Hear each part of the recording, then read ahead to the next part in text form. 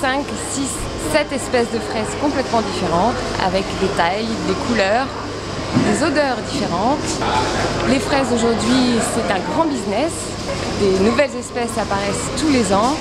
Alors fiez-vous à votre nez et surtout, n'hésitez pas à les goûter. Vous pouvez choisir des fraises qui sont sucrées, douces, d'autres légèrement acides comme la reine des fraises, la gariguette. Demandez encore une fois à votre commerçant de vous donner conseil.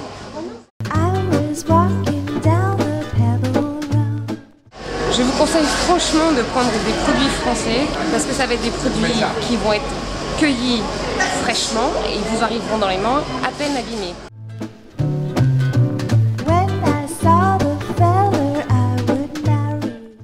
Une autre friandise, la fraise Anaïs, c'est une fraise qui vient d'Orléans, qui a un vrai goût de fraise que vous venez juste de ramasser dans votre jardin.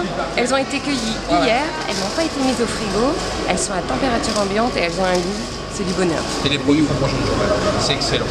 C'est cueilli, c'est employé la nuit, le matin, c'est excellent. 24 ans. Au-dessus, ça ne se garde pas. Ouais, mais c'est aussi bien. Donc c'est des fraises qui sont absolument pas traitées. Il n'y a pas de traitement, il n'y a rien de c'est pour ça qu'on ne peut pas la conserver. Bien sûr. Il n'y a aucun conservateur dessus. C'est tout trié à la main, il y a tout un travail derrière. Ouais. Ça y fait. Ça arrive à ranger, c'est vendu. C'est arrivé cette nuit, il était quelle heure? 4 heures. À 6-7 heures, c'est sur les marchés. Ouais.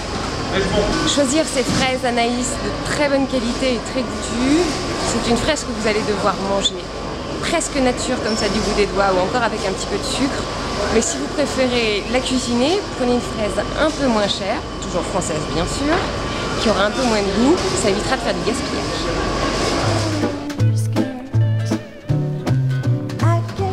Un autre produit phare en ce moment, c'est la rhubarbe qui a commencé tout au début du printemps et vous en aurez jusqu'à la fin de l'été, même voire début d'octobre. Tout simplement, ça va dépendre de l'ensoleillement et de l'eau. La rhubarbe, on la choisira rose, légèrement verte et surtout très ferme. Elle ne doit pas être molle ou creuse à l'intérieur. Une rhubarbe, on va tout simplement l'éplucher, la couper en morceaux pour faire des compotes, de la confiture ou encore dans une tarte. Et c'est un chouette accompagnement avec des viandes blanches comme le veau ou encore avec le cochon. La rhubarbe ici, elle est légèrement terreuse et c'est plutôt un gage de qualité, il suffit juste de la laver. La terre, ça veut dire que tout simplement, elle a été cueillie il n'y a pas très longtemps et c'est plutôt bon signe.